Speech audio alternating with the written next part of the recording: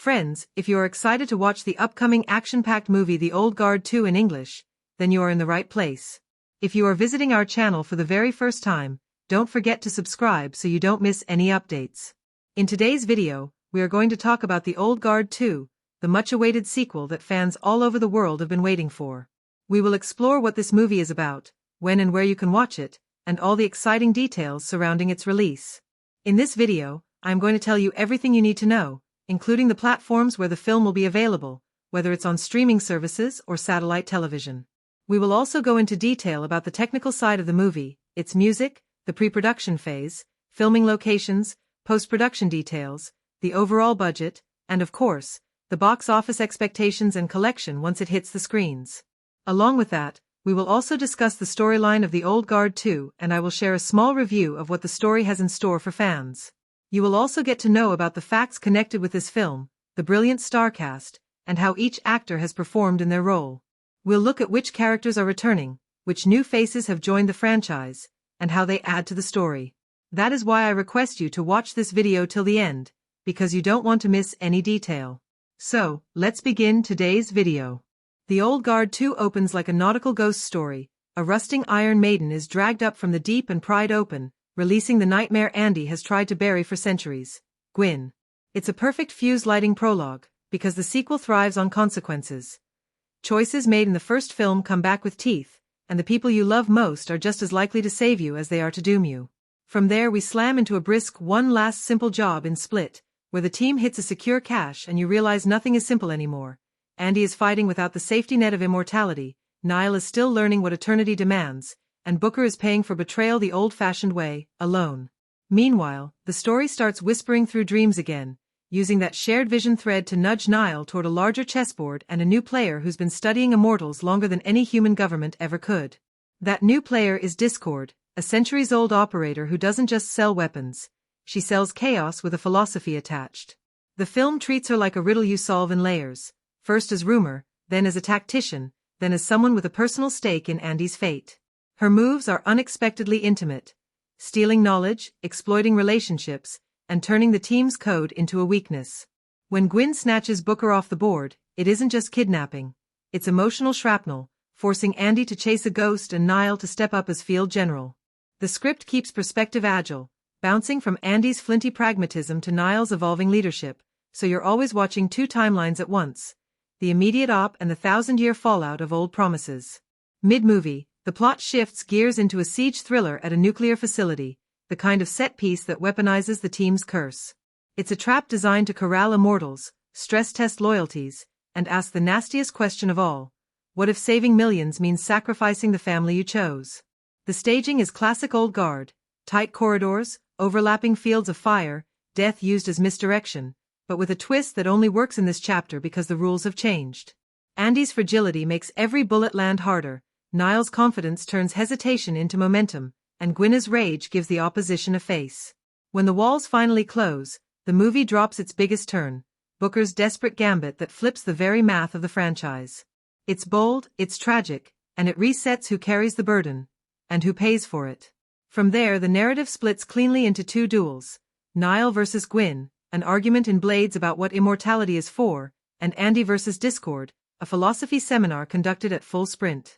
The editing treats both fights as conversations. We trade scars and beliefs in the same breath, until a brutal reveal reframes Discord not as a simple big bad, but as a mirror held up to Andy. Losing immortality doesn't make you human in this world, it makes you hungry. The climax refuses the easy reset button, too. Instead of neat closure, the film leaves collateral damage where you can see it. An empty space in the lineup, a promise between old enemies, and a mission that just got personal. The final beat isn't triumph, it's a vow, and the sequel's most honest admission that forever doesn't end, it only changes shape. What makes the narrative sing is how it plays timelines without gimmicks. Flashbacks are used like pressure points, not detours, each one answering why a character breaks left instead of right in the present. The old motifs return with sharper meaning, the shared dreams become a narrative courier, ferrying dread and intel, the recurring image of water stops being a prison and starts being a ledger of debts, found family stops sounding cozy and starts looking like a risk profile. Structurally, it's a heist stitched to a rescue stitched to a reckoning, but the through line is responsibility. Andy learns what leadership costs without invincibility, Nile learns what it means to lead people who can't die forever, and the team, those deeply romantic warriors, learns that love is not the soft part of their story. It's the sharp edge that keeps cutting back. And because this is the old guard, the emotions always punch through the gunfire. Grief becomes tactical. Trust is a currency you spend and can't earn back on the same day. Every major turn, Booker's choice, Nile's stand, Andy's final decision, lands with thematic weight because the movie never lets you forget the joke inside the tragedy. Immortality only buys you time to make harder choices. By the end, the plot has closed its immediate loops but left the bigger ones humming, the kind of unresolved harmony that promises more battles, stranger alliances, and the uneasy truth that living this long doesn't make you wiser, just more accountable. Andy begins this chapter like a general stripped of armor. Losing her immortality doesn't just make her vulnerable, it rewires her instincts. She stops treating death as a reset button and starts treating every breath as borrowed. That shift turns her from the team's hammer into its strategist. You can feel it in the way she checks corners, asks Nile for input she would have once ignored, and treats Copley's intel like a lifeline instead of a nuisance. The old Andy could bulldoze through a bad decision and survive the fallout. This Andy has to live with the bill. Her bond with Quynh is the acid test. Centuries of loyalty curdled into rage forces Andy to admit a hard truth. She didn't just lose someone to the ocean, she abandoned someone to the ocean. Every order she gives after that carries a private, prove it, stitched inside. Prove you deserve to lead, to be followed, to be forgiven. By the time she meets the final challenge, Andy's growth isn't louder, it's quieter.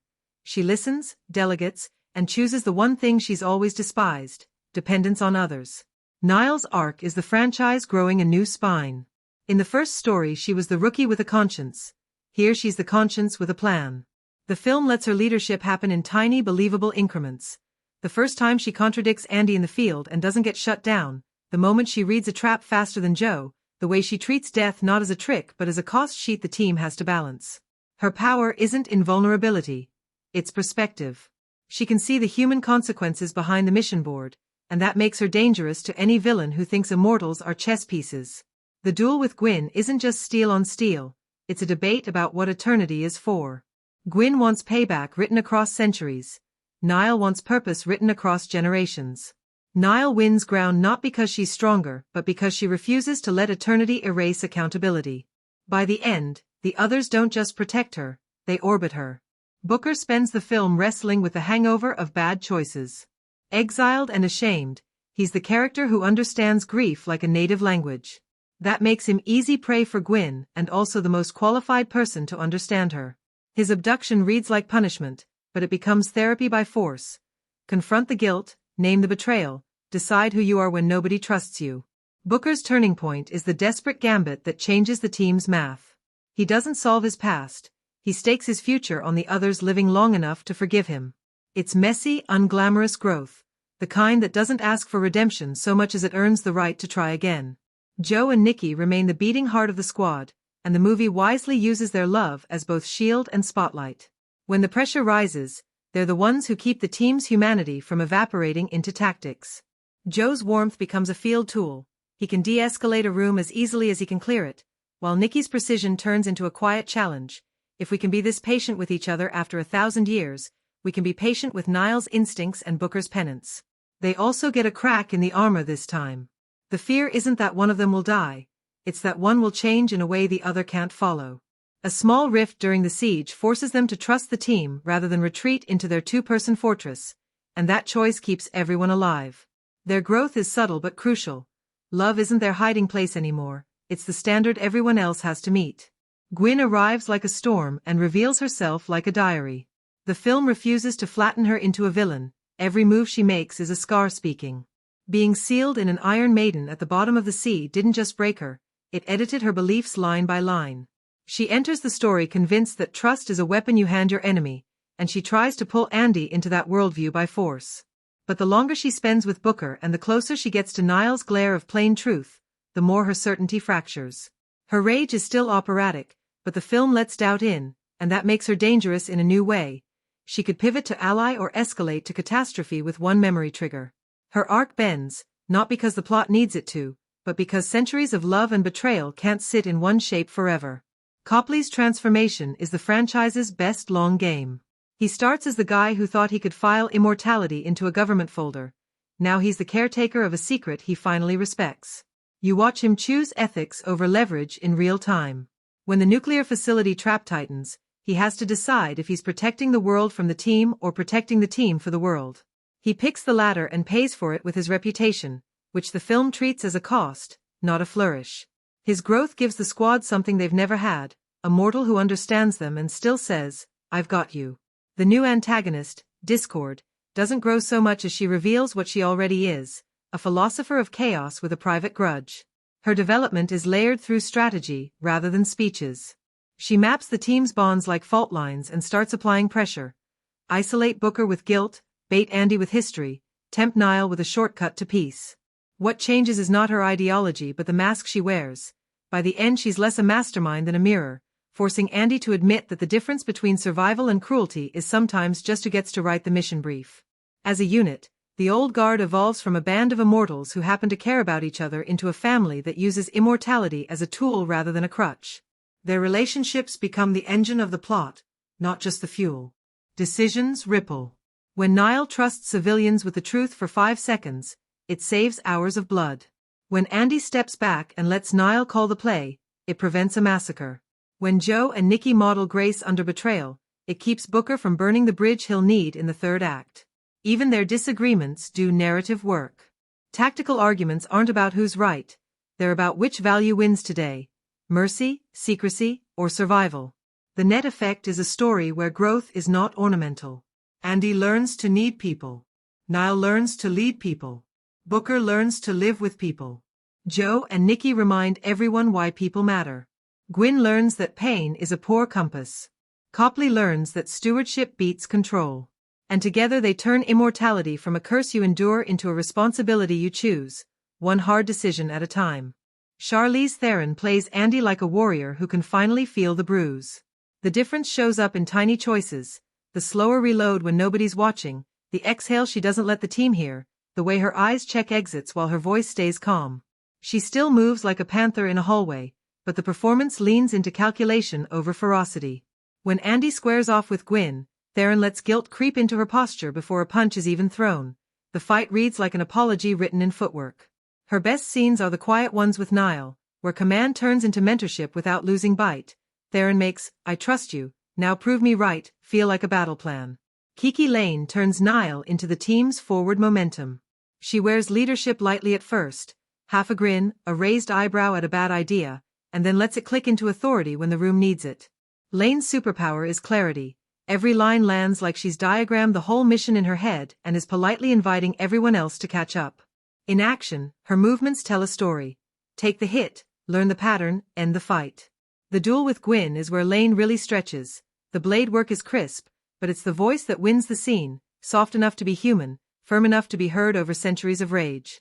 Matthias Schoenaerts gives Booker the haunted stillness of a man who's run out of lies to tell himself. He lets silence do the heavy lifting, turning a glance at an old photograph into a confession. When the plot throws him into Gwynna's orbit, Schoenaerts plays their conversations like two shipwrecks arguing about whose lighthouse failed. His crucial choice late in the film lands because he's built a foundation of regret sturdy enough to hold it. You believe he would risk the little credibility he has left if it means the others get to keep theirs. Marwan Kenzari and Luca Marinelli remain the film's secret weapon. As Joe and Nicky, they fuse tenderness with lethality so cleanly that a shared look across a firefight plays like a sworn oath. Kenzari brings warmth that can disarm a guard or a grieving teammate with equal ease, while Marinelli's precision turns every line into a needle that stitches the team back together. Their banter never undercuts the stakes, it aerates them. Watch their choreography closely. Their fights are choreographed like duets, trading tempo and initiative, finishing each other's moves the way other couples finish sentences. Veronica knows Quynh arrives with the poise of royalty and the hurt of exile. No layers the performance so the fury doesn't drown the memory of the woman Andy once loved and followed. In dialogue, she chooses restraint over volume. The menace comes from certainty, not shouting. When she faces Nile, No lets a flicker of doubt pass like a cloud over the sun, and that flash of humanity turns a fearsome antagonist into a tragic counterpoint. Every time the camera lingers on her eyes, you can feel the ocean still in them. Chiwetel Ejiofor's Copley graduates from curious bureaucrat to guardian of the unexplainable. He plays the role like a man who finally knows the value of shutting up and showing up. Ejiofor gives exposition weight without drag. A briefing from Copley feels less like a data dump and more like a promise he intends to keep. His best beat is a tight close-up during the facility siege where you watch him choose the team over his reputation in real time. No speech needed, the performance is all decision. Uma Thurman, as the architect of the film's chaos, turns intellect into intimidation. She doesn't chase the team, she corrals them with language, pushing buttons they didn't know they had. Thurman's delivery is clipped, surgical, and weirdly seductive. Every offer sounds like a trap you might want to step in anyway. Across from Theron, the energy is electric without tipping into camp. Their scenes feel like saber fencing with sentences, a contest of principles that keeps threatening to become a brawl. When she finally enters the fray, the violence is brief and personal, which makes it land harder. Henry Golding slides through the story like a polished blade. If his character is the velvet-gloved fixer you shouldn't trust, Golding makes that untrustworthiness irresistible. He calibrates charm to masking tape, just sticky enough to hold alliances together until he's done with them. His scenes with Layne pop because he underestimates Nile with a smile, and she uses that underestimation like a doorway. The moment he realizes she's the one running the room is a tiny, perfect pivot. The ensemble clicks because everyone understands that immortality isn't an acting trick, it's a history problem. The cast performs weight, inside jokes that sound centuries old, grudges that don't need flashbacks to be legible. The stunt team and the actors meet in the middle so the action reads as character. Andy fights like experience, Nile like adaptation, Joe and Nicky like trust, Quynh like memory, Booker like penance. Even the pauses feel authored.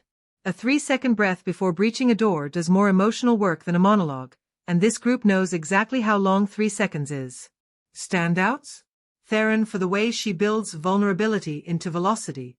Layne for making leadership look like the only logical next step. No for turning vengeance into a thesis you almost understand. Kenzari and Marinelli for proving romance can be an action beat. Schoenertz for finding dignity in ruin. Ejiofor for making ethics cinematic. Thurman for articulating villainy so cleanly you can hear the logic as it breaks your heart. Golding for the grin that says the bill is coming due. Together, they make the story believable not because the wounds close fast, but because every character remembers how they got them. The director treats immortality like a texture rather than a superpower, and that choice sets the tone from the first frame. The opening maritime salvage plays like a ghost being exhaled from the ocean.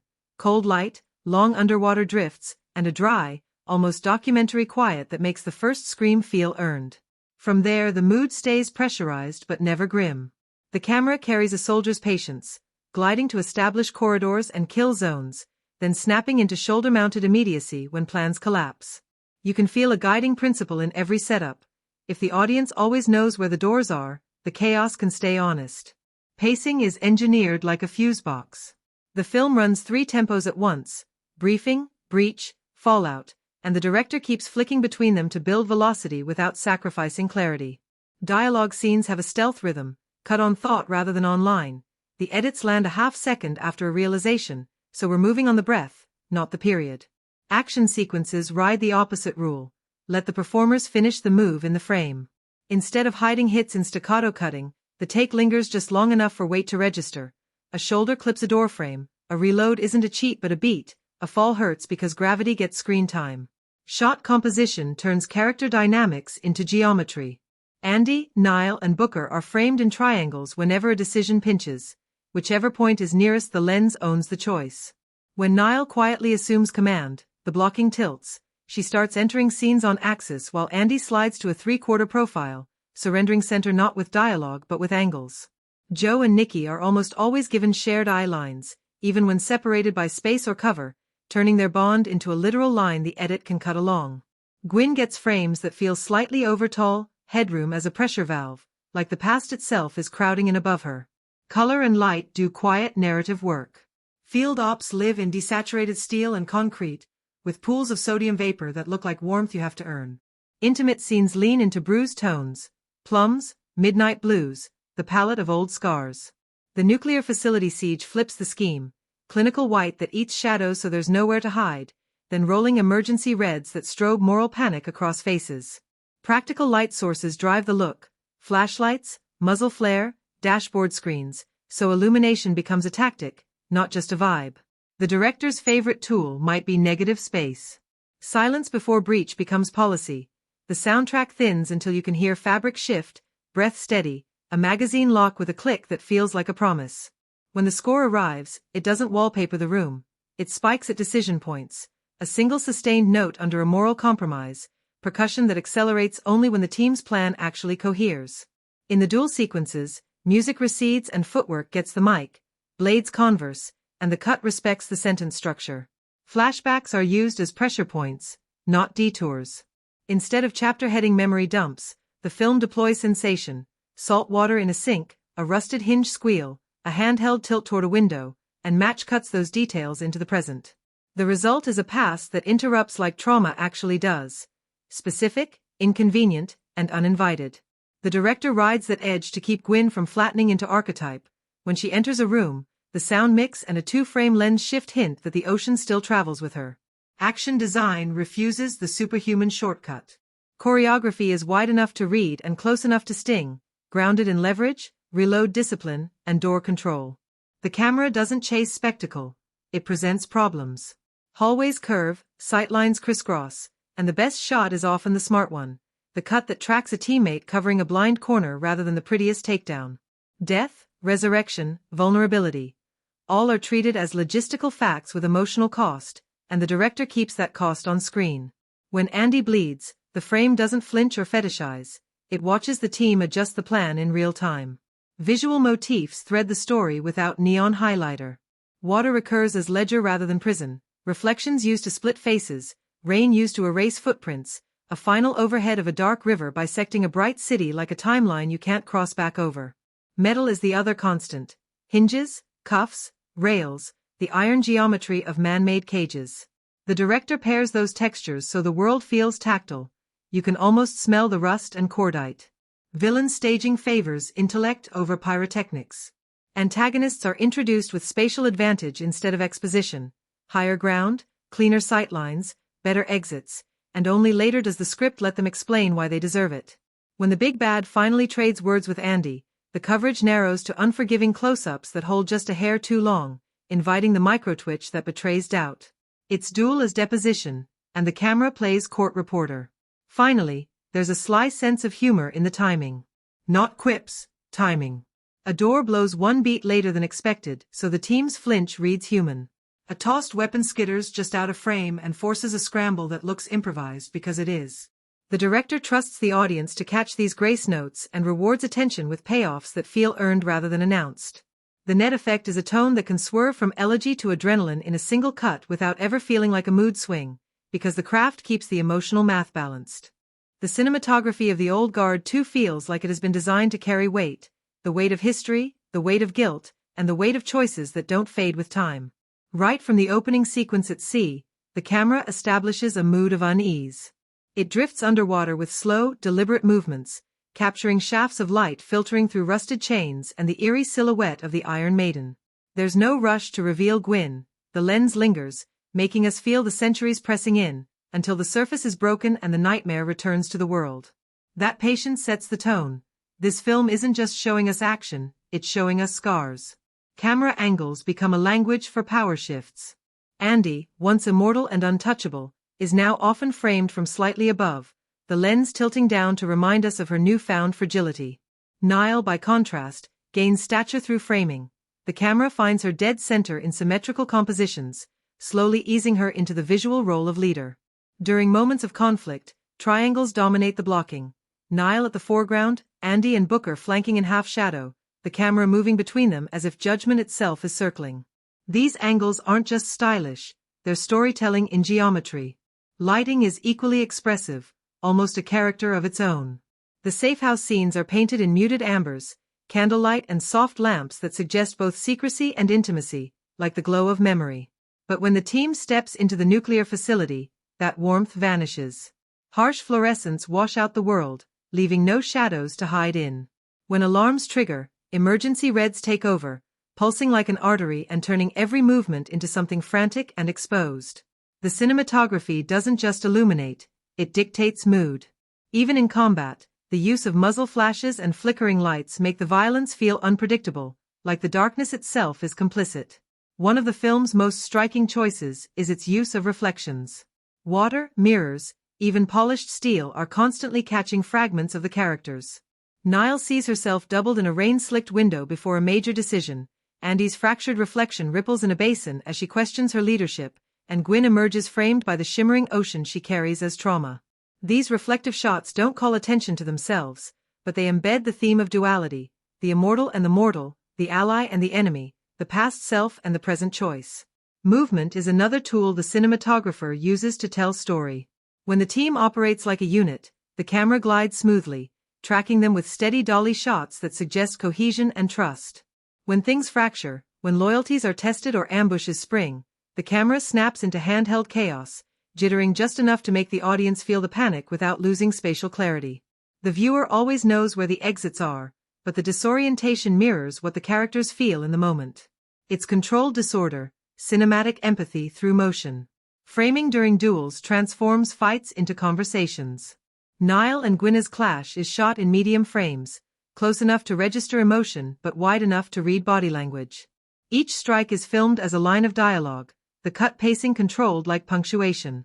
When Andy faces discord, the camera presses in tighter, forcing their philosophies into close-up, as though the frame itself is demanding honesty. It's not just choreography, it's rhetoric with blades and bruises. Visually, one of the most breathtaking moments comes in the aftermath of an ambush. The team emerges from smoke and debris, the light filtering through in streaks, silhouetting their forms like mythological figures stepping out of time. The cinematography holds on that tableau for a beat too long, daring the audience to see them not just as warriors but as legends carrying centuries of victories and regrets. Later, in contrast, Nile is framed against a wide, rain-soaked city skyline, utterly alone, the negative space around her dwarfing her presence. The shot says it plainly, she is small compared to eternity, but she has to lead anyway. Atmosphere is built in layers. Shadows creep into corners during strategy sessions, not as menace but as history pressing in. Bright daylight feels rare and temporary, almost borrowed, and when it does arrive it often lands in scenes of hesitation or doubt, as though truth is more dangerous in the open. Even mundane details like dust motes in shafts of light or the hum of neon signage become atmospheric tools, grounding the immortals in a tactile mortal world. The cinematography crafts beauty in unexpected places. A bloodied hand trailing across a reflective floor becomes a brushstroke. A dying fire in the background of a conversation flickers in rhythm with faltering trust. A slow pan up from discarded weapons to exhausted faces tells us more about the cost of immortality than dialogue ever could. The camera doesn't just show us what's happening, it interprets, shaping tension, atmosphere, and meaning in every frame. The film's flow is engineered like a heartbeat, steady enough to trust, elastic enough to sprint when the adrenaline hits. Early on, the editing lays down a rulebook the audience can feel, briefing beats cut on thought, not on line, action beats cut on impact, not on noise. It opens with long title takes at sea, then snaps into a lean, click-click rhythm as the team hits that simple job in split. You're eased into the cadence before the movie starts playing with it, which is why the first hard smash cut, from the Iron Maiden's hinges to a modern deadbolt popping, lands like a thesis statement. Transitions aren't flashy, they're purposeful. J-cuts carry uneasy breathing into the next scene, match cuts turn rippling water into trembling glass, and an occasional whip pan is used as a hinge rather than a gimmick, swinging us from plan to problem with zero dead air. Pacing leans on a three-lane strategy: briefing, breach, fallout, and the edit toggles between them to keep oxygen in the narrative. Briefings breathe. Dialogue scenes are allowed to finish the thought inside a look, the camera holding half a beat past comfort so subtext can surface. Breaches accelerate. Cuts ride the completion of a movement, letting a strike land in frame before snapping to the counter so geography never dissolves into mush. Fallout decelerates into aftermath rather than epilogue. Hands shake, radios crackle, and the cut stays a second longer than expected to make the consequence register. That modulation does sneaky emotional work. When the nuclear facility siege kicks off, the rhythm upshifts without losing clarity. Angles line up, corridors map themselves, and the edit refuses the hide the hit strobe. You feel speed because you understand space. The film loves invisible transitions that smuggle theme across scenes. A door closing in the present slams into a door closing in a memory. The sound carries while the image changes. Nile's leadership arc is literally edited into center frame. Wide masters where she starts on the edge gradually return with her on axis, and the cut arrives the moment she takes verbal ownership of a plan. Andy's vulnerability is paced with micro-ellipses. We skip the bravado and drop into the exhale, an editorial choice that trades hero shots for human beats. When Quynh enters the story, the rhythm gets jagged in a controlled way. Dialogue overlaps by a syllable. Reaction shots arrive a blink earlier than etiquette would allow, giving the sense that everyone else is adjusting to her gravity. Action sequences are built to withstand scrutiny. The editors prioritize completion and cause and effect, so reloads, slips, and cover changes happen in the frame you're already watching. Cross-cutting is used as tension, not distraction. While Joe and Nicky hold a bottleneck, we cut to Nile repositioning on a higher stairwell and back to Andy recalculating a route. 3 lines of problem-solving that converge on a single breach. Sound is the secret metronome. Gunfire isn't just volume, it's punctuation. A double tap is a hard cut, a racking slide is the tail of a J-cut, and a sudden pocket of silence is the editorial equivalent of a held breath before someone makes a choice they can't take back. The dual structure in the back half is paced like a conversation you can't walk away from. Nile versus Quynh gets medium-length shots that let footwork read. Cuts fall on parries and shifts of stance so arguments feel physical. Andy versus the antagonist tightens to close-ups and razor-thin reaction cuts. The edit trims air out of the dialogue until rebuttals collide mid-syllable, turning philosophy into contact sport. When both confrontations peak, the film braids them with cross-cutting that isn't just parallel action, it's parallel meaning. A cut from Nile lowering her blade on principle to Andy raising hers on necessity says more than a speech could, and the rhythm carries that argument across rooms. Montage is used sparingly and smartly. Prep isn't a music video, it's a checklist. The editors stitch together micro-actions, seating a mag, taping a wound, syncing comms, with sonic bridges that make the team feel like a single organism. When the movie wants velocity without noise, it uses time compression instead of quick-cut chaos. A series of dissolves of the team staking out a facility shifts the day by inches, and you feel patience as a weapon. Conversely, when it wants to slow time, it doesn't lean on slow motion, it drops frames of information. A beat where we don't see who's covering the rear becomes a pocket of dread, paid off 2 scenes later when that blind spot bites. If there's a trick that keeps engagement high, it's the edit's respect for consequences. Moments that other action films would cut away from. How long it takes to drag a wounded partner 3 meters under fire, how many seconds vanish when a door sticks, are included just enough to tax the clock. That taxation becomes tension. The movie keeps receipts, and the rhythm makes sure we see them stamped.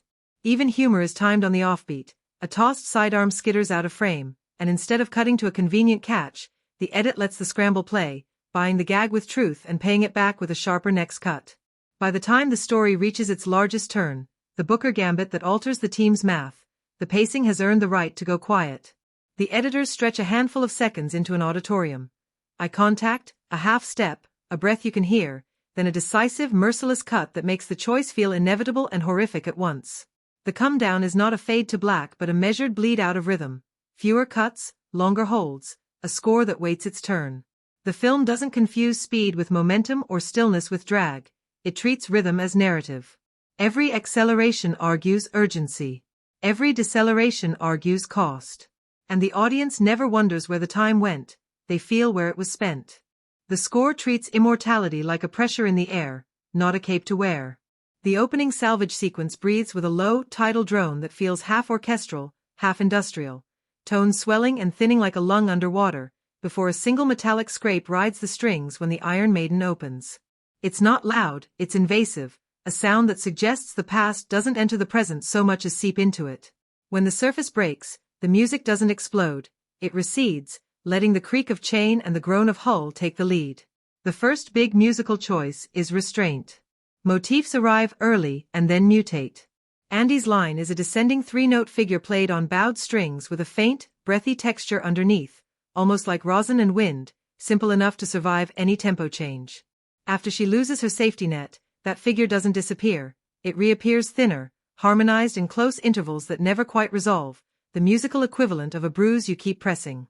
Nile's motif starts as a clean, ascending fifth on a plucked instrument that could be guitar or kora, bright and direct. As her leadership locks in, the motif gets reharmonized over heavier percussion without losing its clarity, so authority feels like an evolution, not a costume change. Quynn's presence is signaled by water-leaning timbres, glass harmonics, bowed vibraphone, and a tiny hiss in the high end that sits just at the edge of hearing. When she steps into a scene, the harmony under everyone else's music turns more chromatic, as if she's warping the room's key. The antagonist's cue is all angles, prepared piano ticks, clipped synth arpeggios, and a low, precise throb that never quite lands on the downbeat.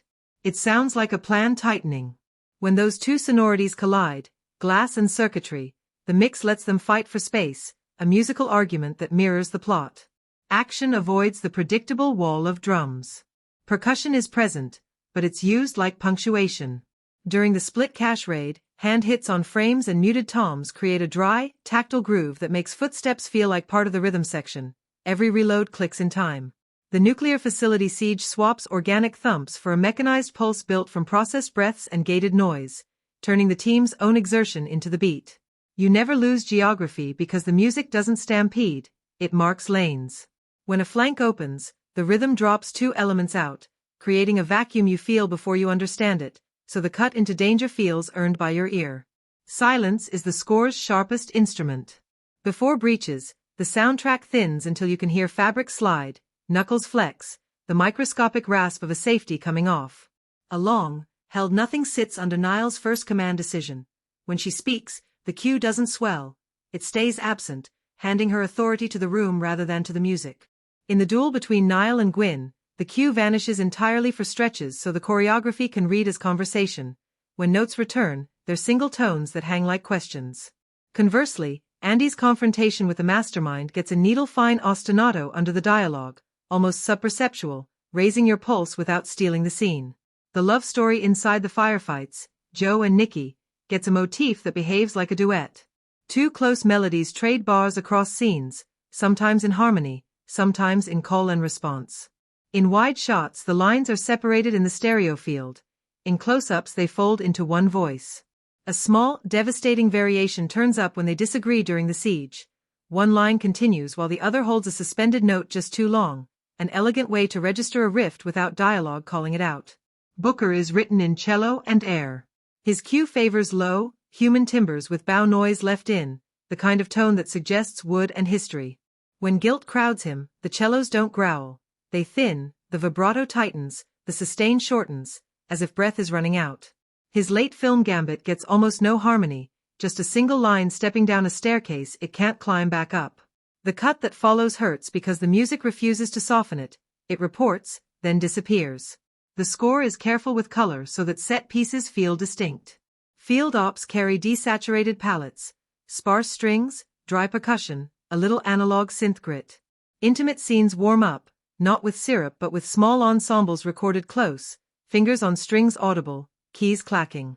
The facility flips that scheme to clinical, bright, high-frequency textures that erase shadow, then emergency brass stabs that cut across frames like alarms in musical form. When the power dies, the music loses its high end and you feel darkness as a frequency, not just an image. Diegetic sound and score are braided. A generator hum sneaks into the key of the background cue. A siren locksteps into tempo until the score drops it and your body realizes the room is quieter than your nerves expected. There's a gorgeous, grim little trick during an ambush where the ringing in Andy's ears becomes the harmonic ceiling of the cue, compressing the world into a narrow band that only widens when Nile steadies her, at which point the band opens and the low end returns like blood flow. When melody steps forward, it does so with purpose. A late film theme gathers the whole ensemble of leitmotifs. Andy's three notes in inversion, Nile's clean fifth as a backbone, Joe and Nicky's duet tucked into inner voices, without turning into a greatest hits medley. It functions as a thesis the music has been arguing all along. These people are separate lines that only make sense together. The end credit suite doesn't just reprise. It resolves two chords the film kept holding, giving a rare sense of earned release while leaving Gwyneth's glass sonority unresolved, a reminder that some debts don't clear. Most importantly, the mix respects faces. Big moments don't drown performances, they frame them. You can hear breath under speeches, grit under jokes, the tiny vocal break that sells a choice. The score behaves like the best teammate, present, alert, stepping in at exactly the right second, and smart enough to step back when the scene can carry itself. Immortality sounds like freedom until the story turns it into a mortgage. The film's central idea is that forever isn't a gift, it's a running tab that compounds interest. Every rescue creates a ripple, every omission becomes a precedent, Every betrayal echoes through centuries instead of years. That's why consequences are the real antagonist. Andy's loss of invincibility reframes eternity as accountability. When you can finally die, you start tallying what you've done with the time you had. The theme isn't death makes life precious. It's meaner and truer, risk sharpens ethics. Suddenly every plan has a cost column, and leadership is choosing who pays. The flip side is purpose versus survival. Nile embodies a thesis the film keeps arguing: if you can't be killed, you need a reason to live that isn't just not dying. Her decisions are the story's ethics in motion. She pushes the team away from secret, surgical fixes toward visible responsibility, even when exposure hurts. That tension, hide to help more people later, or take the hit now because it's right, powers the best debates. The movie never lets it become a slogan. Sometimes secrecy saves lives. Sometimes it rots trust. The work is picking which truth belongs to which day. Quynh lets the film dig into trauma without turning pain into spectacle. She's the living proof that time doesn't heal, time preserves. The ocean didn't just torture her, it fossilized a worldview. The theme here is memory as destiny. What you survive tries to rewrite who you are. Quynh argues that betrayal is a map you're obliged to follow to the end. Nile argues that memory is evidence, not sentence. Their duel plays like an ethics seminar with blades, retribution as justice versus protection as justice. The movie stacks the deck in neither direction. It makes you feel how good vengeance would taste and how fast it would poison the well. Love, famously soft in lesser action films, is treated here as discipline. Joe and Nicky's relationship is a working philosophy, commitment that has to survive boredom, grief, and the same arguments discussed every 50 years with better vocabulary. Their motif is that love is a system, not a mood. It distributes risk, steadies hands, sets standards for how you speak when the room is on fire. The film uses them to say a radical thing: affection isn't the reward for heroism, it's the muscle that makes heroism possible. That's why when they falter, the team shakes.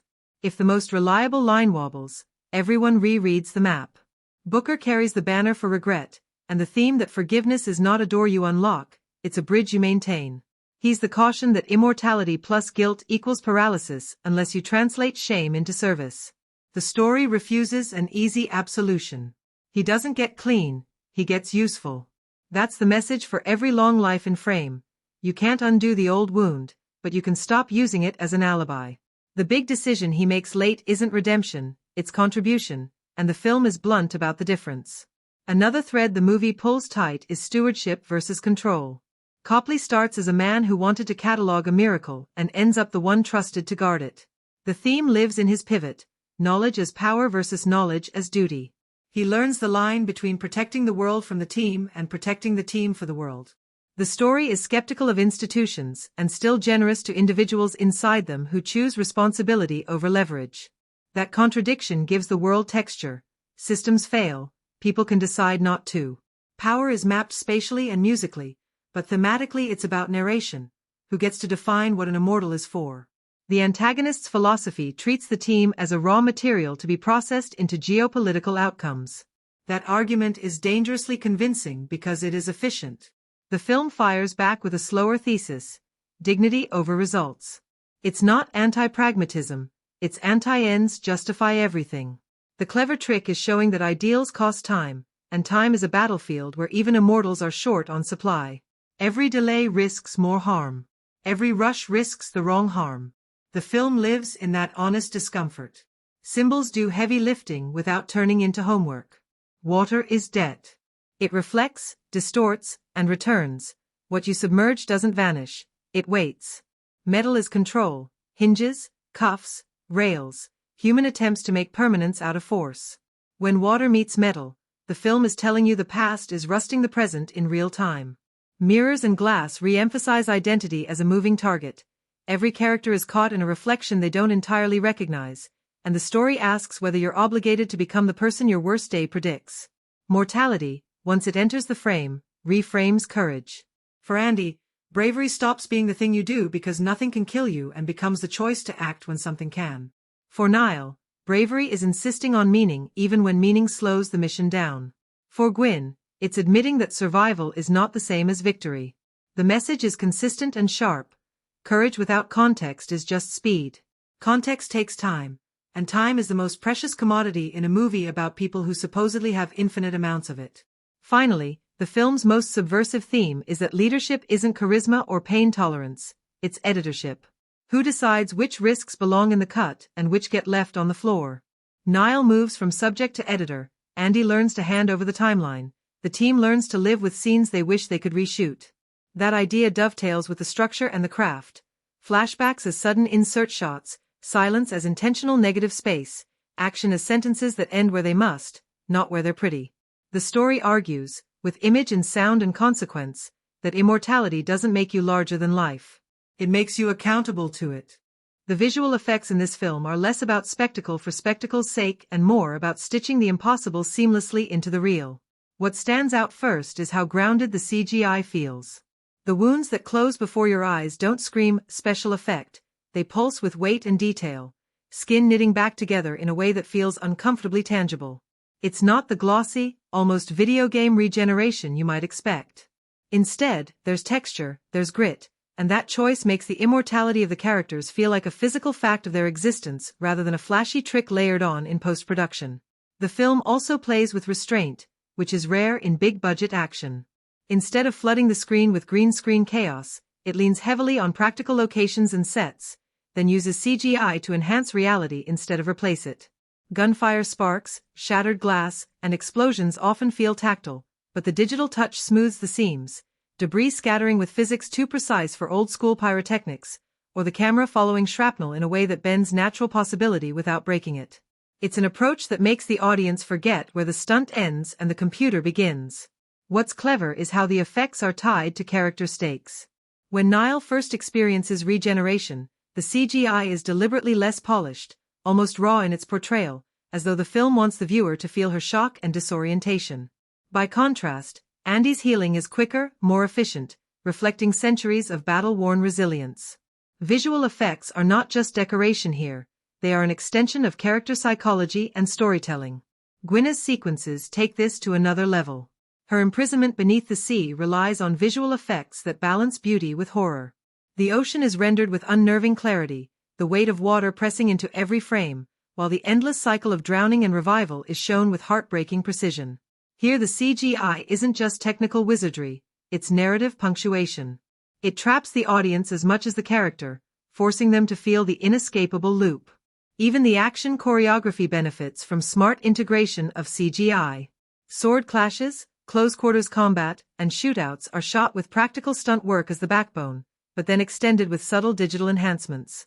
A blade's arc might carry a glint that exaggerates tension, or a bullet impact might fracture stone in just the right way to heighten danger. Nothing feels cartoonish or weightless, which is often the Achilles heel of modern effects. Instead, every enhanced detail respects gravity, texture, and consequence. The use of silence in tandem with effects also deserves mention. When a helicopter descends or an explosion unfolds, the CGI isn't just visual, it's designed to marry with sound in a way that maximizes presence. Dust clouds, fireballs, even the subtle rippling of fabric or water interact convincingly with their environments. It's a layering technique, less flashy than a sky full of aliens, but far more immersive because it convinces you that what you're seeing has mass and consequence. Practical effects still have their place, especially in the makeup work for injuries. Cuts, bruises, and blood are physically applied and only enhanced digitally, creating that blend of tactile grit with supernatural recovery. Without that foundation, the regeneration would feel hollow. With it, the film achieves a gruesome believability that keeps the fantasy tethered to a recognizably human reality. Ultimately, the genius of the visual effects lies in their invisibility. They don't demand applause in the moment, but instead linger in the memory of scenes that feel impossibly real. You don't walk away thinking, "That was great CGI." You walk away believing that people like this could actually exist, walking among us, carrying centuries of scars beneath skin that refuses to stay broken. Would you like me to expand this section further by comparing its CGI choices to other action fantasy films for context, or should I keep it strictly within this film's own execution? The set design and locations in this film aren't just backdrops, they feel like living, breathing extensions of the story. Every battlefield, every safe house, every ancient ruin carries with it a sense of history, as though the walls themselves have absorbed centuries of conflict. When you see Andy and her crew walking through these places, It doesn't feel like a production team scouted pretty locations. It feels like the characters have been here before, countless times, leaving invisible scars that echo their immortal existence. The film makes clever use of contrast in its environments. One moment you're in sleek, modern boardrooms where corporate power tries to cage something timeless, and the next you're in forgotten villages or crumbling churches where the old world still lingers.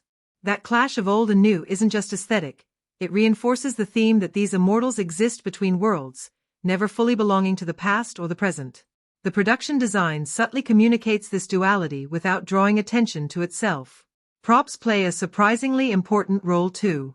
The weapons aren't just tools of violence, they're relics of identity. Andy's axe, for instance, looks both battle-worn and sacred, a symbol of her lineage and the blood-soaked history she carries.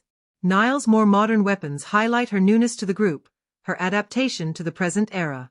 Even background details, ancient scrolls, battered armor, or the arrangement of artifacts in safe houses, tell stories that the script never needs to spell out. It's environmental storytelling at its finest. Then there are the larger-than-life settings that elevate the action sequences.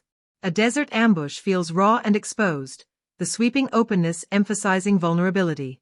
A high-rise assault brims with claustrophobic tension, the sterile design of the building clashing with the primal violence unfolding inside. Quynn's underwater prison is perhaps the most haunting location of all, designed with a suffocating emptiness that makes the viewer feel the same relentless despair she endures. These environments are not interchangeable, they heighten the emotional stakes of each moment. What's particularly striking is the attention to texture. Stone feels ancient and heavy, wood feels worn and scarred, metal glints with both menace and beauty. The lighting works in tandem with the set design to give each location its own personality.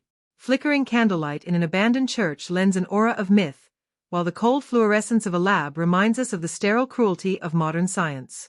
Each space has its own voice, shaping how the audience experiences the scene. The locations also help to ground the immortals' story in a global context. They aren't tethered to one place, and the film embraces that by moving fluidly between continents and cultures. This isn't just for spectacle, it reinforces the idea that their battles ripple across history and geography. When the group finds themselves in places marked by conflict, the set design doesn't romanticize it. Instead, it underscores the weight of centuries of human struggle, linking the immortals to the cycle of violence they can never escape. Even the quieter spaces deserve mention. A safe house filled with books and relics feels like a sanctuary, yet at the same time a museum of grief and survival. The details in these locations speak volumes about the characters' inner lives, the way they hold onto objects, the traces of their past companions, the blend of personal and historical memory that defines them. These are the kinds of details you only notice if you look closely, but they enrich the story immeasurably. What makes the set design and locations so effective is that they never feel like spectacle for the sake of spectacle. They feel inhabited, worn down, alive with untold stories. It's as though the production design is whispering in the background of every frame, reminding us that the world of these immortals is vast, layered, and soaked in history. Would you like me to also include how the production design of this sequel compares with the first Old Guard film, to highlight the evolution in tone and setting? The dialogue in this film works on multiple levels, weaving together sharp banter, heartfelt confession, and the weight of centuries lived. It's not the kind of script that overloads you with exposition. Instead, it trusts the characters' voices to carry both the plot and the emotion. When Andy speaks, her words come with the exhaustion of someone who has seen countless civilizations rise and fall. She doesn't need long speeches to convey her burden. Often a single line, laced with quiet bitterness, says more than a page of dialogue ever could. That restraint gives her voice power. On the other end, Nile's dialogue serves as the fresh counterpoint. She asks the questions the audience might be thinking, but she does it with energy, humor, and vulnerability. Her exchanges with the group often provide the spark that cuts through centuries of jaded silence. There's an authenticity to her voice, it's modern, direct, and carries the unease of someone being dragged into a world too heavy for her shoulders. The way her lines bounce off Andy's stoic responses makes their dynamic fascinating to watch. It's the script's way of balancing age-old wisdom with the rawness of a newcomer. The real standout, though, might be the way the film handles relationships through dialogue. Joe and Nicky's lines to one another feel lived in, tender without needing to be embellished. When Joe delivers a declaration of love, it doesn't sound like something written for the audience. It sounds like something he said, in different ways, 1,000 times before. That natural rhythm is what makes their exchanges so impactful. The script gives them room to speak like real people in love, not caricatures performing for drama. It's a reminder that intimacy can be written with subtlety and still leave a lasting mark. Even the antagonists get dialogue that lingers. Instead of cardboard threats, their words carry a mix of ambition and insecurity. They rationalize their cruelty, and the script lets their dialogue expose their desperation to control what can never truly be controlled. It's not just about villains spitting out evil monologues, it's about hearing how greed and fear twist language into something chilling. Those lines don't just make you dislike them, they make you understand why they're dangerous. One of the script's strengths lies in its rhythm. It knows when to pause for silence, when to punctuate with humor, and when to let a line hit like a punch to the chest. A moment of stillness followed by a single line of dialogue can feel as explosive as a gunfight. That's the mark of strong writing. It doesn't just fill the air with words, it uses dialogue as a tool to shape tension and release. The humor sprinkled throughout is another smart choice. The characters aren't cracking jokes for the sake of levity, but their centuries of shared history naturally give rise to sarcasm and wry remarks. That humor never undermines the gravity of the story. Instead, it humanizes the immortals. When you've lived so long, you either drown in sorrow or find ways to laugh in the face of endless war. The script leans into that, giving them lines that make you smile even as you recognize the pain beneath them. And then there are the lines that echo after the credits roll. Those perfectly written sentences that cut to the core of the film's themes. Lines about loss, about eternity, about the price of survival. The kind of dialogue that becomes quotable not because it's flashy, but because it crystallizes a truth the characters have been circling all along. The film knows when to land those blows, and when it does, it lingers in your mind like a ghost. The script succeeds not just in what's said, but in what's left unsaid. Characters glance, hesitate, or choke on words they can't bring themselves to voice, and that silence carries weight. The writing respects the intelligence of the audience, allowing us to read between the lines.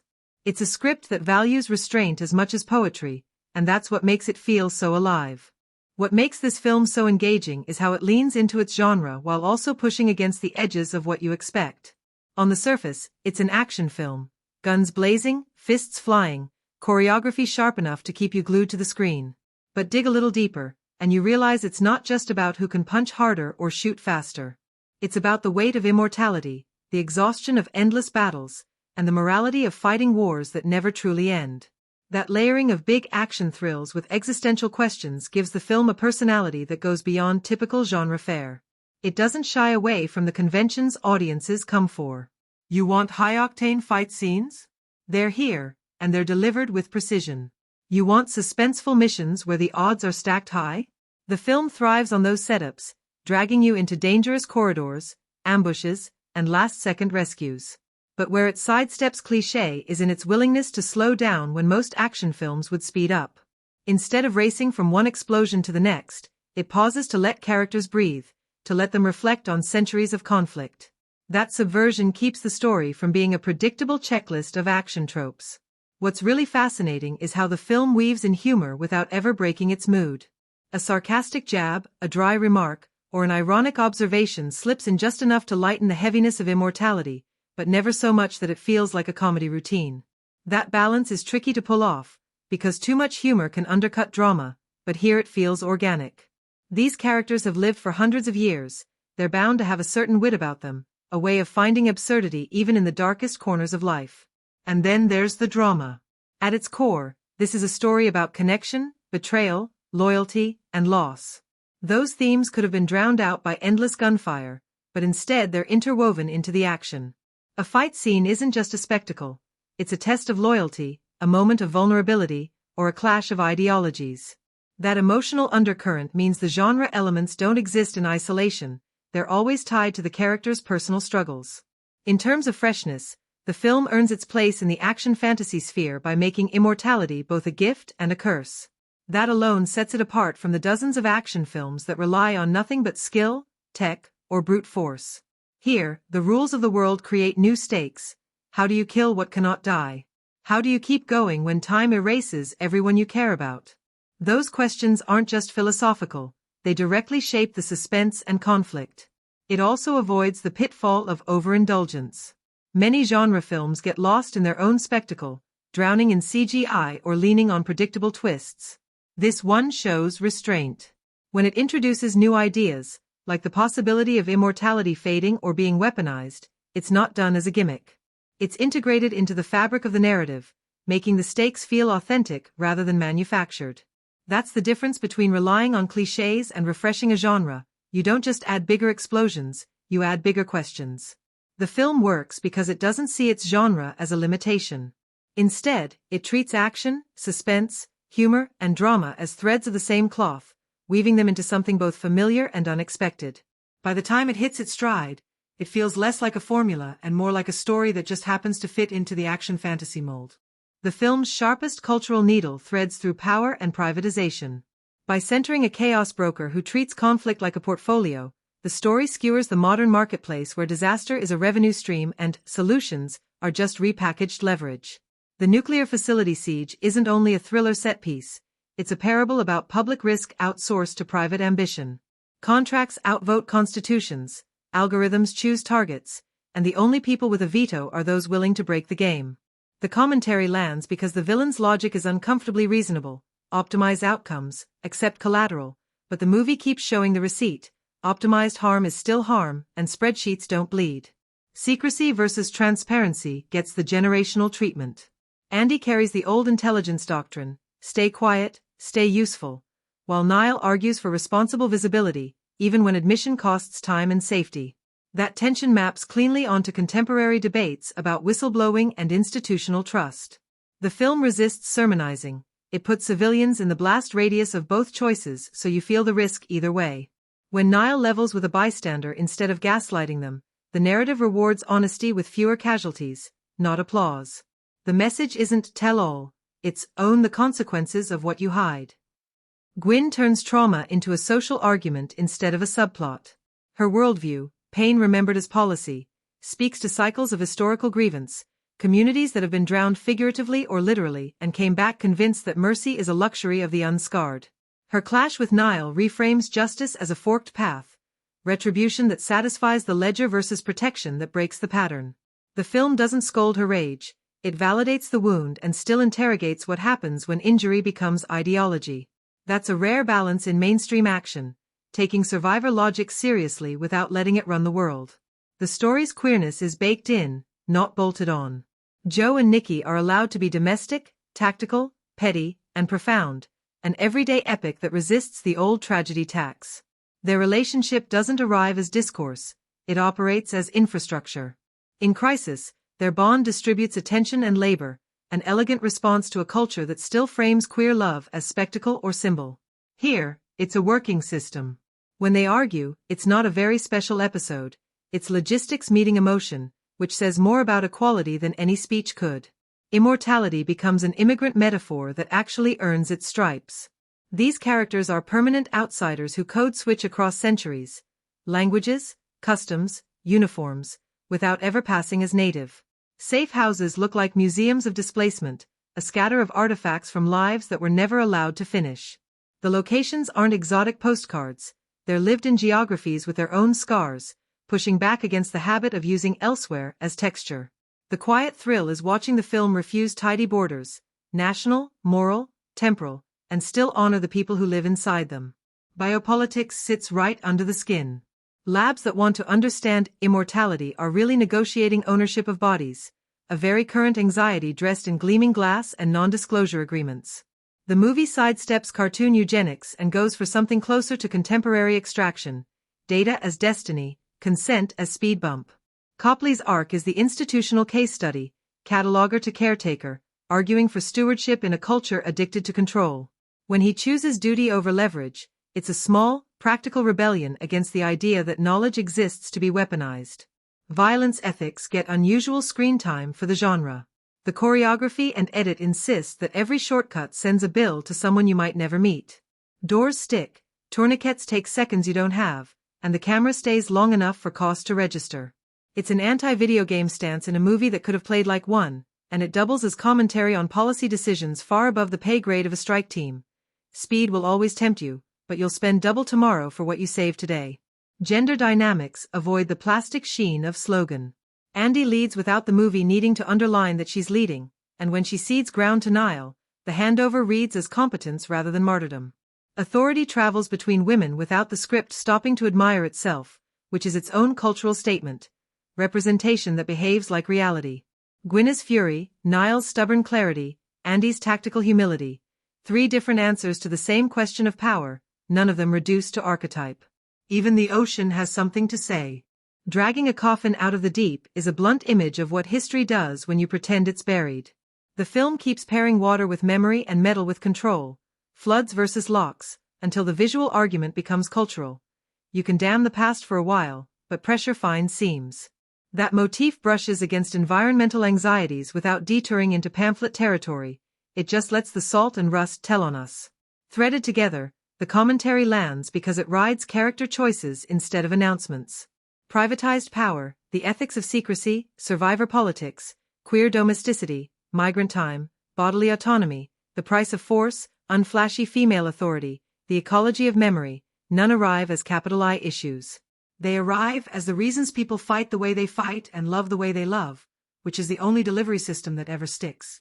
What this film understands better than most is that audience engagement isn't just about spectacle, it's about connection. Sure, the action sequences are built to trigger adrenaline spikes, but the real hook is how those scenes dovetail with moments of intimacy and vulnerability. When the characters bleed, break, or stumble, the theater doesn't just gasp at the choreography, it leans in because the fight means something to the people involved. That's the difference between a cool stunt and a moment you carry home. Viewers are pulled into a rhythm of thrill, tension, and sudden quiet reflection, a deliberate ebb and flow that keeps emotions in play rather than flattening into noise. The film's humor doesn't come from quippy punchlines dropped into dramatic beats, it bubbles up from personality clashes and centuries-old grudges. Those little bursts of levity hit harder because they feel earned, not written into the margins. An audience chuckles not because the script is nudging them, but because the characters are so lived in that their reactions feel inevitable. That kind of laughter lingers, making people talk about their favorite bit long after the credits. On the flip side, the heavier moments don't shy away from silence. There are scenes where the air in the theater shifts, where even the popcorn chewers stop mid-bite, because the weight of what's unfolding hits on a personal level. That balance of tension release and gut punch is what transforms watching into experiencing. What really deepens engagement is how the story demands a second look. The first watch might be about the action and mystery, but on repeat viewings, details start to emerge. The way a line foreshadows a later choice, how a glance across a crowded room changes meaning once you know the backstory, or how a minor piece of dialogue resonates more strongly when you realize it was planting a theme. Audiences who enjoy dissecting narratives find themselves rewarded, while casual viewers just ride the emotional current. That dual-track design makes it equally satisfying whether you're there for the thrill or for the intellectual puzzle. Then there's the shock factor. Not cheap jump scares or twists for their own sake, but calculated ruptures that reframe everything you thought you knew. Some of these moments land as a jolt, others as a slow dawning realization that makes you rethink the film retroactively. That layered surprise ensures conversation doesn't stop at "that was good," but stretches into debates, theories, and reinterpretations. Viewers leave theaters or living rooms with something to argue about, which is its own form of engagement, the kind that extends the film's life far beyond its runtime. At its core, the film resonates because it doesn't just want your attention, it wants your investment. Every shot designed to dazzle, every line crafted to sting or soothe, every beat of silence timed for maximum weight, it all works toward the same goal, making you feel like you're not just watching these characters, you're living with them. That intimacy disguised as entertainment is the magic trick, and it's what keeps people coming back to relive the ride, knowing they'll discover something new each time. Stack it against its own first chapter and you can feel the tonal shift immediately. The Old Guard was elegiac and wounded, a road movie with a conscience that occasionally erupted into violence. This sequel keeps the conscience but tightens the screws. The missions feel more surgical, the geography cleaner, the cause and effect ruthlessly visible. Where the original asked what immortality does to a soul, this one asks what responsibility does to a team. It's not bigger for the sake of bigger, it's narrower and sharper, like swapping a broadsword for a scalpel. Put it next to John Wick and you see the common vocabulary, clean lines of choreography, a respect for reloads and doorways, the pleasure of problem-solving under fire. But Wick is an opera of obsession. This film is a seminar on consequences. The set pieces don't exist to showcase virtuosity alone. They're debates conducted at speed, with each beat of action altering alliances and ethics. If Wick is about momentum, this is about cost, and that difference gives the fights a heavier pulse. Compared with Atomic Blonde, another Charlize Theron clinic in impact physics, the flavor here is less solo virtuoso and more ensemble jazz. Atomic Blonde is a neon bruise in a maze of double crosses. The Old Guard 2 trades the neon for mission lighting and spreads the intelligence across a squad. You still get the crunch and the body language that says every hit hurts, but the film prefers overlapping fields of competence to lone wolf bravado. The thrill becomes watching trust flow between people who've earned it the hard way. Highlander remains the grandparent of immortal action, all myth and rulebooks. This sequel politely nods to the lineage and then refuses most of the fantasy shortcuts. There's no tournament, no lightning prize, no single sword that settles history. Immortality isn't a tournament bracket, it's a work schedule. The movie modernizes the conceit by treating immortals like a covert service lineage, rotating safe houses, compartmentalized intel, ethics that get audited by reality. It's the same toy box, rebuilt for an age that side-eyes destiny. Lay it alongside Logan and you get the melancholic echo, warriors worn thin by time, bodies and beliefs both fraying. Logan uses decay as its central metaphor. This film uses accountability. Where Logan asks whether a legend can die well, this one asks whether a legend can live right. The mood overlaps, tired heroes, stubborn hope, but the sequel lets optimism survive the gunfire a little longer, largely because it distributes the weight across a family rather than one broken man and a miracle child. Eternals makes immortality cosmological and often abstract. This film drags it down to the floorboards.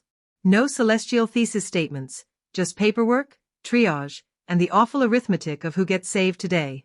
Both are about found families and centuries of consequence, but the Old Guard 2 chooses intimacy over spectacle. Its arguments happen in corridors and safe houses, not on the lip of creation, which means the emotional payoffs feel closer to skin. In the Netflix action stable, compare it to Extraction and The Gray Man. Those are roller coasters built from set pieces outward, this one is built from character inward. Extraction's bravura wonders and Gray Man's glossy chaos chase adrenaline. The Old Guard 2 chases coherence. When the pace spikes, it's because the plan clicked, not because the edit floored it. It's the difference between a ride you remember for a stunt and one you remember for why the stunt had to happen. Against Bourne and Mission Impossible, the kinship is procedural clarity and the pleasure of competence. Bourne gives you paranoia, this gives you stewardship. Mission offers clockwork heists, this offers moral clocks that keep terrible time.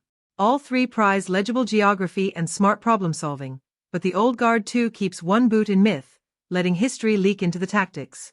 That blend, legend plus logistics, feels like its signature.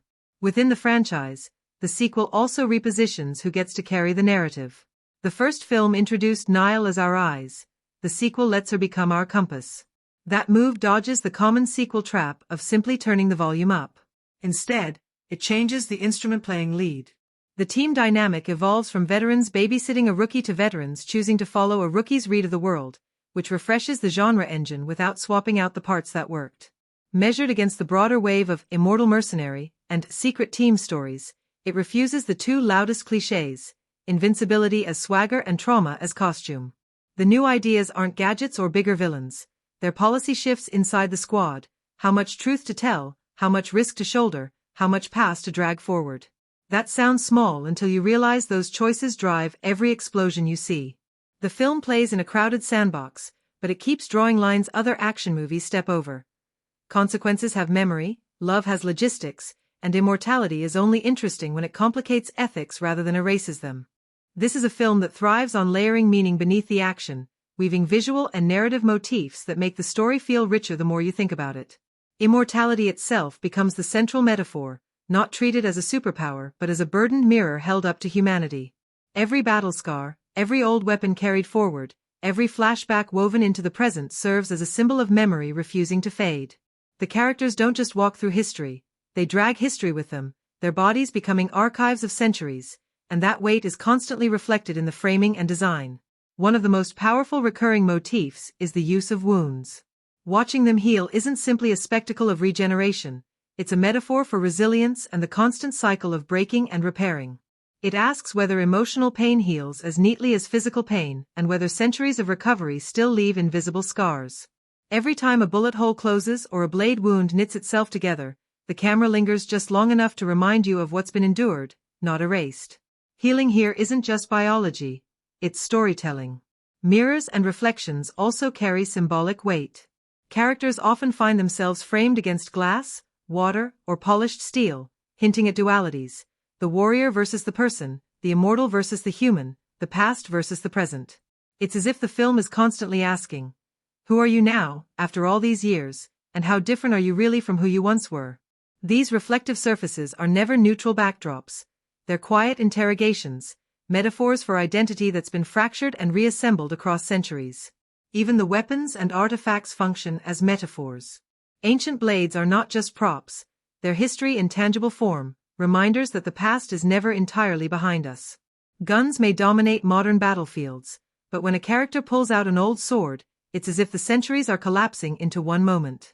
That juxtaposition of old and new technology becomes a visual metaphor for continuity, the idea that time changes tools, but not the conflicts that drive people to use them. Silence, too, becomes a symbolic language. In a story full of gunfire and combat, the moments where everything stills, when characters simply look at each other, when the noise drains away, carry the most metaphorical weight. Silence here symbolizes the centuries of unspoken understanding, the depth of relationships that can't be explained in words, and the crushing loneliness that immortality can bring. It says more than dialogue ever could, underscoring the theme that the loudest truths often come without sound. There's also a recurring motif of thresholds, doorways, borders, and crossings that characters move through. These physical spaces serve as metaphors for transition, from mortal to immortal, from isolation to connection, from secrecy to exposure. Each crossing feels loaded with significance, as though stepping through a door is never just moving to another room, but a passage into another stage of identity. The environments themselves play with metaphorical weight. Isolated safe houses represent both protection and imprisonment, a physical manifestation of the paradox of immortality: forever safe, forever trapped. Wide-open battlefields, by contrast, symbolize exposure, the vulnerability that comes not from mortality but from being too visible in a world that doesn't understand. Even the way cities are framed, ancient ruins versus sleek skylines, acts as a metaphor for continuity and change, showing how immortals are caught between worlds that keep evolving without them. In all of this, the film doesn't shout its symbolism but threads it into the visual fabric. The metaphors sneak up on you, embedded in props, framing, wounds, and silences, until you realize that every element, every scar, every reflection, every artifact, isn't just part of the story but part of the larger conversation about time, memory, and the cost of living forever. As a sequel, this chapter behaves like a hinge rather than an echo. It swings the series from discovery to stewardship. The first film introduced the rules and the wound, a hidden squad, a rookie with a conscience, a leader so old she'd forgotten what fear felt like, and a final stinger promising the past would come knocking. This one cashes that check and then rewrites the ledger. Quynn's return doesn't just answer a cliffhanger. It reframes the origin story as unfinished business, turning the myth of the old guard into a living institution that has to audit its ethics every time it acts. Nile's ascent from witness to compass marks the franchise's structural pivot. The viewpoint shifts from survival to accountability, from keeping a secret to deciding which secrets the world deserves to keep. The lore tightens in sensible places: the reality of healing, the possibility of losing it, the logistics of safe houses and caches scattered like breadcrumbs through history, so that powers feel governed by limits rather than conveniences. Copley's evolution from data miner to steward becomes the franchise's civic spine, establishing a mortal custodian model that future entries can stress test. Booker's exile and partial reintegration give the series a memory for consequences. Choices made in one film don't evaporate when the next one starts, they compound interest. As for historical texture, the story uses the past like a pressure plate, not a postcard. Flashbacks arrive as sensory sutures: salt, iron, old wood, a prayer carved into a beam, anchoring the immortals in time without dressing them in costume drama varnish. Battles and corridors change century by century, but the camera favors tactile detail over museum dioramas, which keeps the franchise's time skips immersive rather than touristic. You feel the continuity in objects that travel: an axe head with a new haft, a coin drilled to hang from a chain, a page torn from a ledger tucked into a modern kit bag.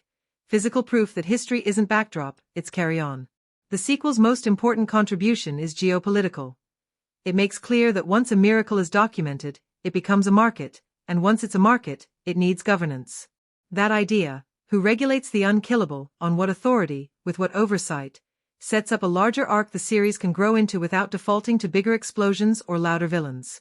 By the time the credits roll, the franchise has a refreshed chain of command, a public footprint, however faint, an antagonist's philosophy that won't vanish with one defeat, and a map of moral fault lines still shifting under everyone's feet. It feels less like Chapter 2 of a legend and more like the first constitution of a country that has always existed off the books. The reported budget for the film hovered around $70 million, which is no small sum, but when you see what's on screen, you realize just how carefully that money was stretched. This isn't the type of blockbuster that drowns itself in CGI fireworks. Instead, the resources went into practical stunt work, extended fight choreography, and location shooting that gives the film its tactile grit. The result is a production that looks bigger than its price tag, leaning on the clever use of real-world sets and sharp editing to make skirmishes feel like entire wars. That efficiency is part of why the film has such a strong reputation. It didn't just spend, it invested. But in terms of box office, the story takes a detour, because this wasn't a traditional theatrical release where ticket sales dictate the narrative of success or failure.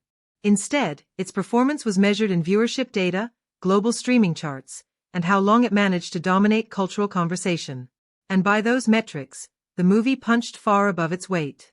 It drew massive audiences within days of release, quickly ranking among the most watched titles of the summer, and cemented itself as one of the platform's flagship action entries. That kind of reach is its own kind of box office. Millions of living rooms turned into mini theaters. Marketing also played a key role. The promotional push emphasized the novelty of its premise, immortals fighting through history, while also spotlighting its diverse cast and its lead star power. That strategy paid off because it widened the audience beyond action enthusiasts to include viewers drawn by representation, by the blend of myth and modernity, and by curiosity about the film's promise of something more than a generic shoot-'em-up. Word of mouth extended the life cycle, with viewers recommending it as both adrenaline fuel and a story with surprising heart. So while you won't find weekend grosses or opening day numbers to measure its impact, the film's financial story is about return on investment in a different sense. How a mid-range budget action movie built a lasting franchise foothold, became one of the platform's most talked about releases, and justified the greenlight for sequels. It's proof that box office dominance isn't the only measure of success. Sometimes the budget's true victory is in how it builds momentum for an entire series. This is not the kind of film you hunt down in theaters with popcorn in hand. It was built from the ground up as a streaming experience.